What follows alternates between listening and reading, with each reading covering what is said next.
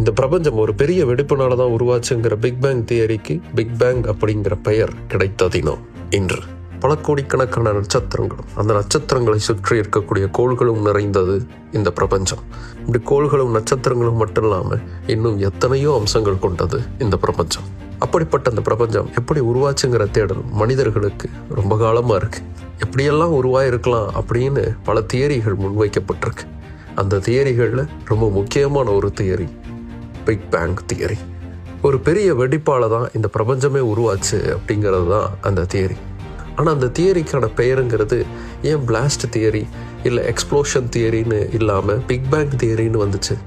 அதுக்கு காரணம் இவர் தான். இங்கிலாந்து நாட்டை சேர்ந்த இயற்பியலாளர், விண்வெளி ஆய்வாளர் ஃப்ரெட் ஹாயல். இவர் விண்வெளி சார்ந்து பல ஆராய்ச்சிகளை செய்தவர். 1948-49 காலகட்டத்தில் பிபிசி ரேடியோவில் விண்வெளி சம்பந்தமான ஆய்வுகளை பற்றிய பேட்டிகள் அவர் தொடர்ந்து கொடுத்தார்.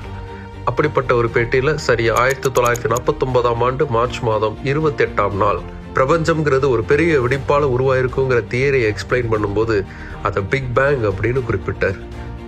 There are actually many Big Bang cosmologies and they all have the property. அது எல்லார் மனசுலையும் அப்படியே பதிஞ்சு போய் இந்த தியரிக்கு பிக் பேங் தியரி அப்படிங்கிற பெயரே கிடைச்சது.